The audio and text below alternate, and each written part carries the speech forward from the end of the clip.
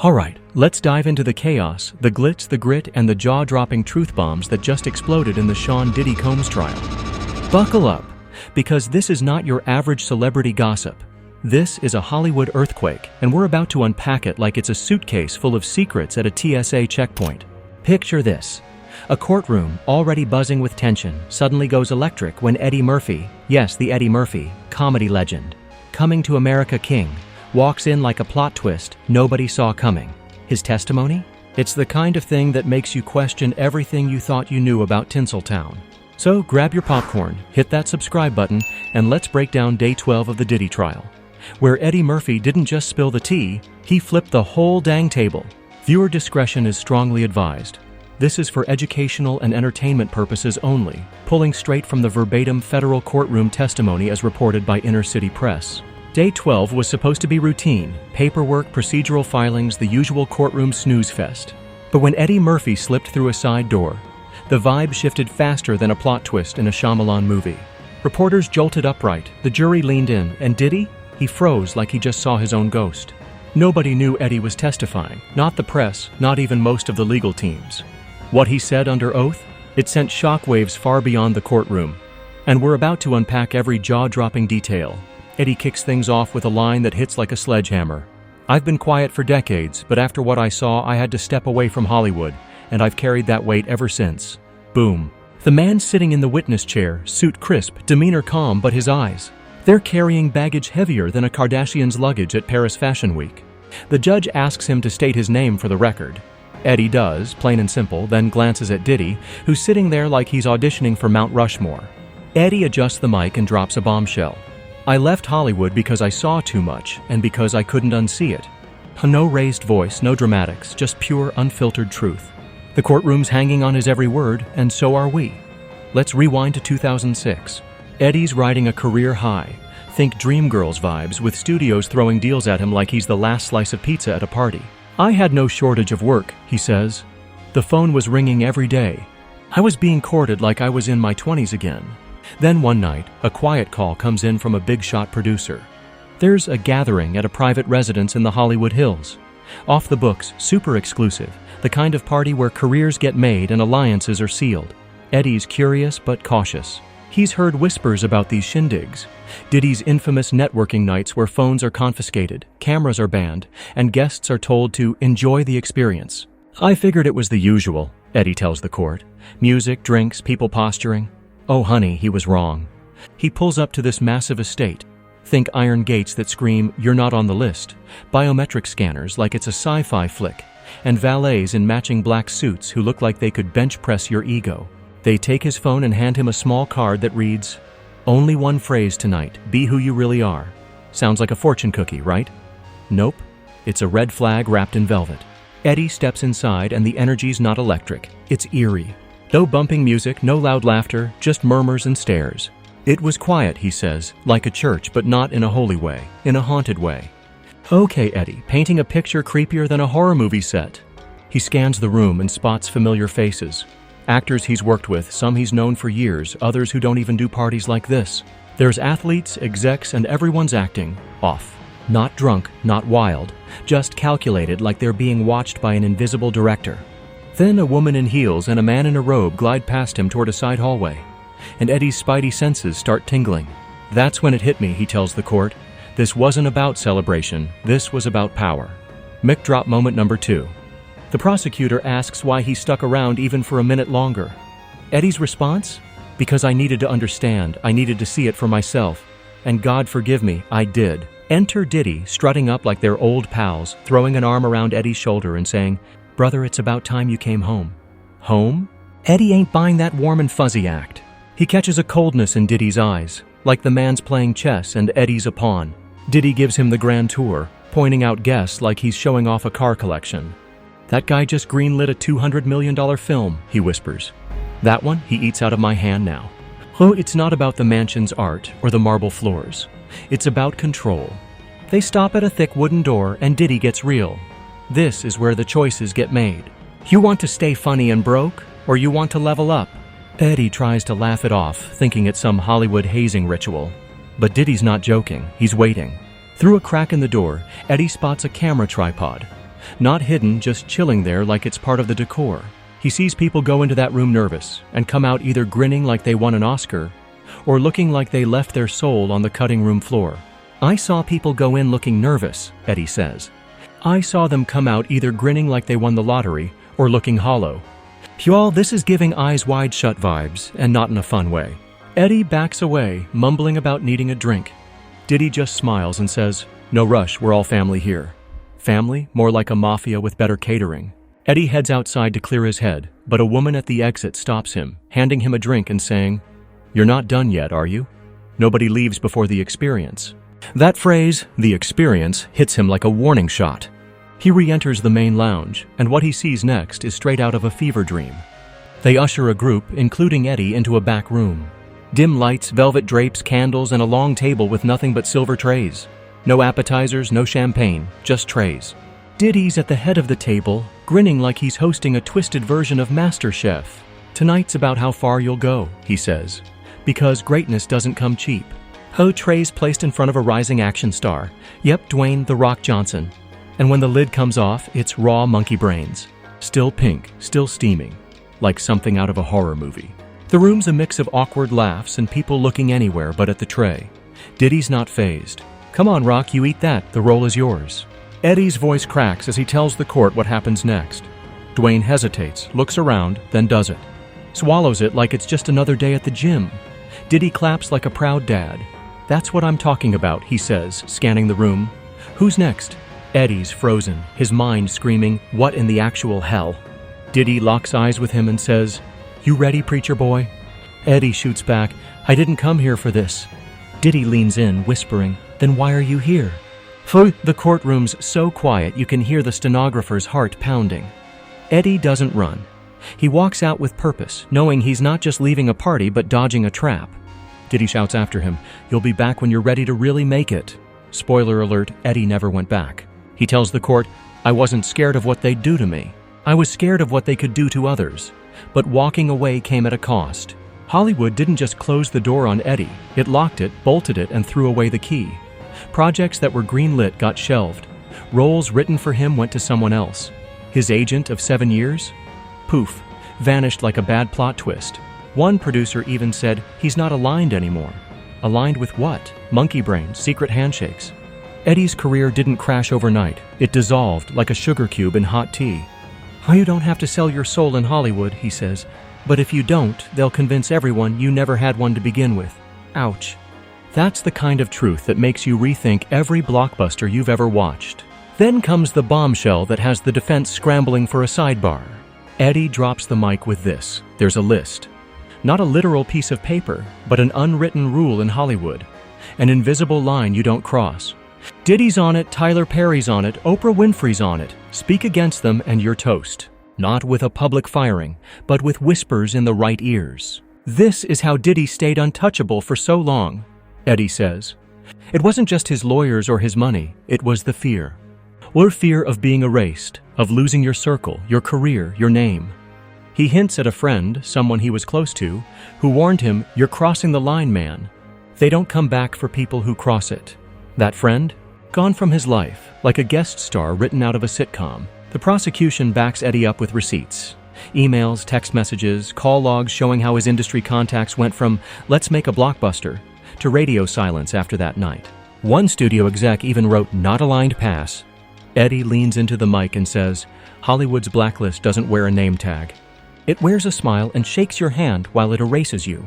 He's not just calling out Diddy. He's exposing a system where compliance trumps talent, where saying no makes you a liability. There are people whose careers vanished because they turned down the same parties, he says. Because they saw what I saw and didn't want to play along.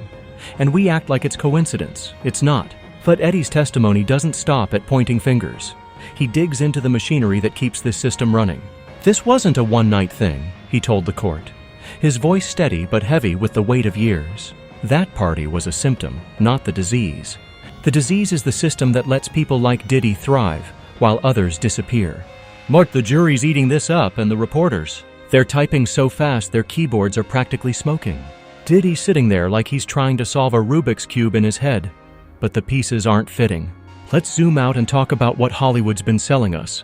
It's the dream factory, right? Lights, camera, action, and a fairy tale ending where talent wins the day. But Eddie's testimony is like finding out the fairy tale's got a grim twist. He described how that 2006 party wasn't a one-off.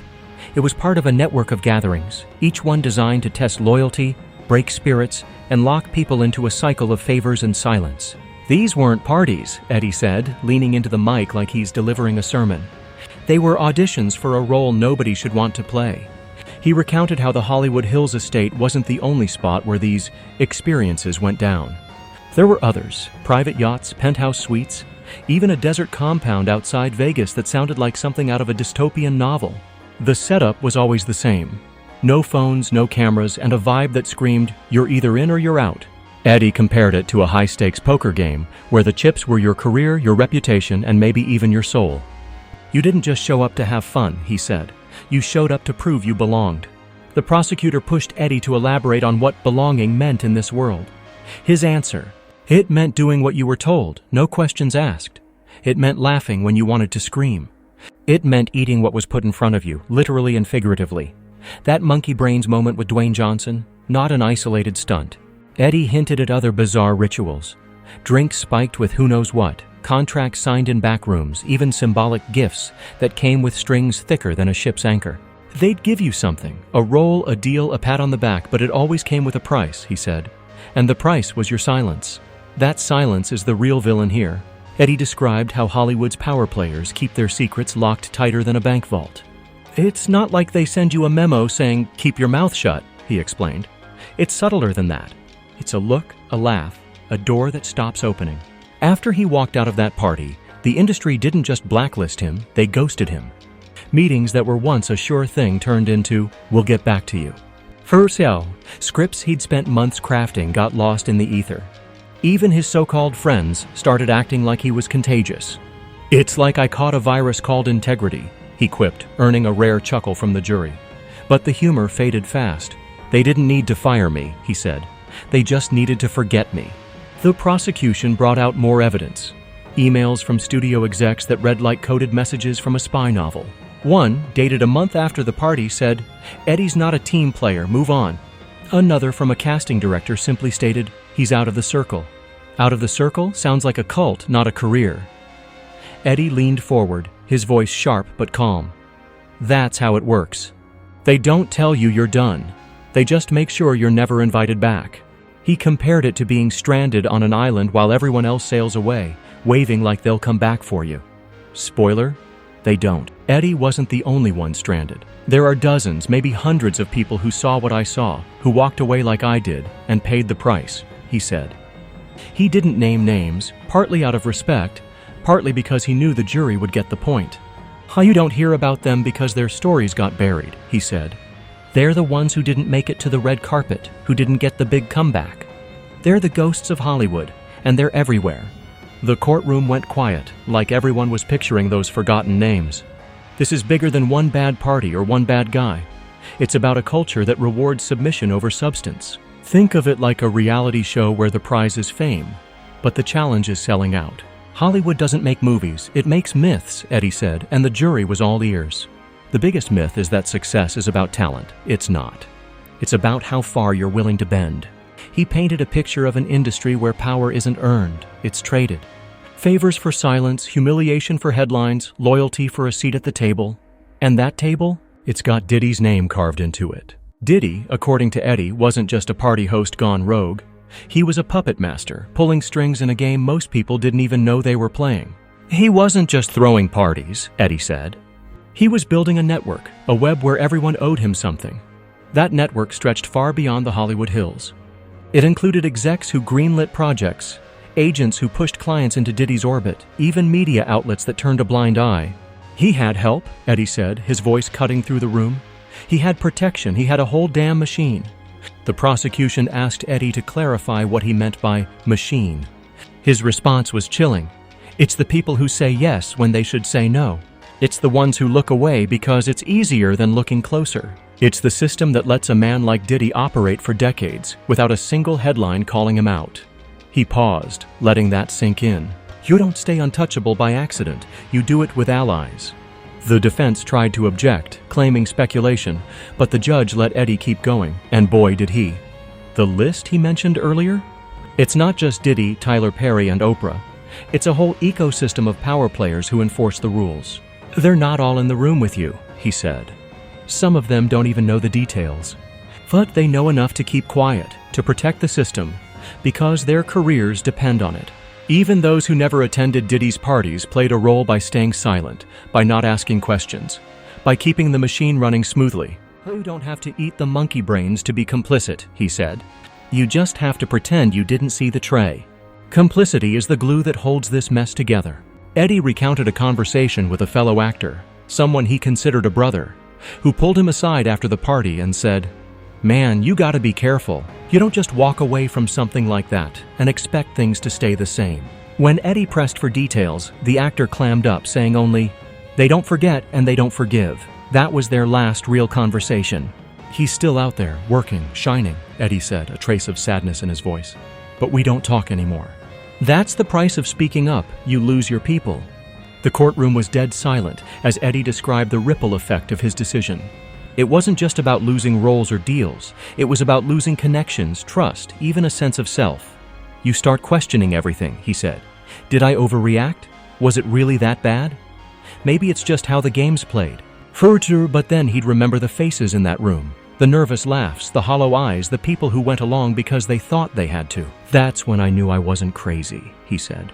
"I wasn't the problem, the game was." The prosecution brought out more receipts. Text messages from Eddie's former manager, dated a year after the party, urging him to play ball and get back in the room. Horatory. One text read, "You're making this harder than it needs to be. Just show up, smile, and the door's open again." Eddie didn't respond. "I couldn't," he told the court, "because showing up meant signing up for something I'd never come back from." That's the kind of clarity that cuts through the Hollywood fog like a spotlight. Eddie's testimony is a mirror held up to an industry that's been selling us a lie. We've all bought into the Hollywood dream, the idea that talent and hard work are enough. But Eddie's saying that's only half the story. The other half?